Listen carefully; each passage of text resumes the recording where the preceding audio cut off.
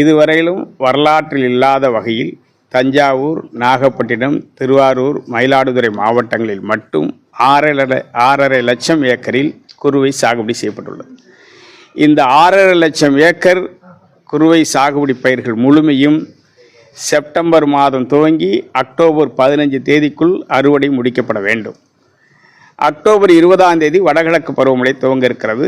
இந்நிலையில் நாளையும் நாளை மறுநாளும் டெல்டா பகுதிக்கு மிக பெரும் பேரழிவு பெருமழை பெய்யும் என வானிலை ஆய்வு மையம் அறிவிப்பு செய்திருக்கிறது. நான் நின்று கொண்டிருக்கிற பட்டுக்கோட்டை கார்கா வயல், பண்ண வயல் உள்ளிட்ட பகுதிகளில் ஒரு நேரடி நெல் கொள்முதல் வாயில்களில் 10,000 மூட்டை கொள்முதல் செய்வதற்காக காத்து கிடக்கிறார்கள். அறுவடை செய்ய வேண்டிய பயிர்களும் வயலிலே நின்று கொண்டிருக்கிறது. இந்த நிலையில் கொள்முதலில் ஏற்பட்டிருக்கிற மிகப்பெரிய பின்னடைவு விவசாயிகள் மிக பெரும் பாதிப்புக்கு ஆளாகப் போகிறார்கள். எனவே தமிழ்நாடு அரசு ஒரு உயர்மட்ட குழுவை அனுப்பி வைத்து விரைந்து கொள்முதல் செய்வதற்கான நடவடிக்கைகளை துவங்க வேண்டும். நேரடி நெல் கொள்முதல் நிலையங்கள் திறக்கப்பட்டு செயல்பாட்டிற்கு வந்தால்தான் அறுவடையே செய்ய முடியும் என்கிற நிலை ஏற்பட்டிருப்பதால் அன்றாடம் கொள்முதல் செய்வதற்கான நடைமுறையை துவங்க வேண்டும். மேலும் அறுவடை செய்து கொள்முதல் செய்யக்கூடிய நெல் மூட்டைகள் அனைத்தும் அன்றாடம் அறவை ஆலைகளுக்கு அனுப்பி வைக்கப்பட வேண்டும். 2 ஆண்டுகளாக திறந்த வழி கிடங்குகள் தற்காலிகமாக அமைக்கப்படாமல் கைவிடப்பட்டுள்ளது.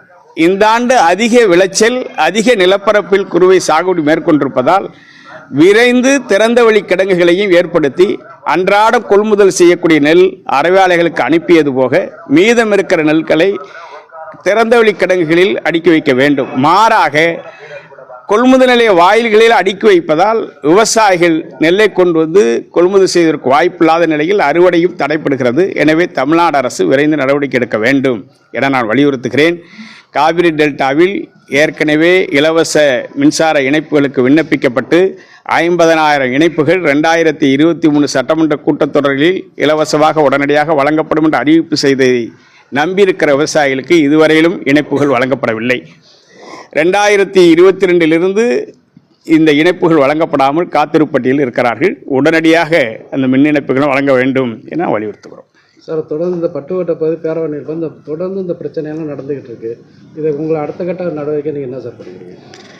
நான் நேரடியாக உயர் அதிகாரிகளோடு இந்த இடத்தில் இருந்தவரை பேசியிருக்கிறேன். இன்று மாலைக்குள்ளாக அதற்கான ஆய்வுக் கூட்டங்கள் நடத்தி தீர்வு காணப்படும் என்று உத்தரவாதம் கொடுத்திருக்கிறார்கள். அமைச்சர்கள் உடனடியாக வேளாண் துறை அமைச்சரும் உணவுத்துறை அமைச்சரும் காவிரி டெல்டா மாவட்டங்களில் விவசாயிகளை அதிகாரிகளை அழைத்து ஓரிடத்தில் அமர்ந்து கருத்துக்களை கேட்டு விரைந்து கொள்முதல் செய்வதற்கான நடவடிக்கையை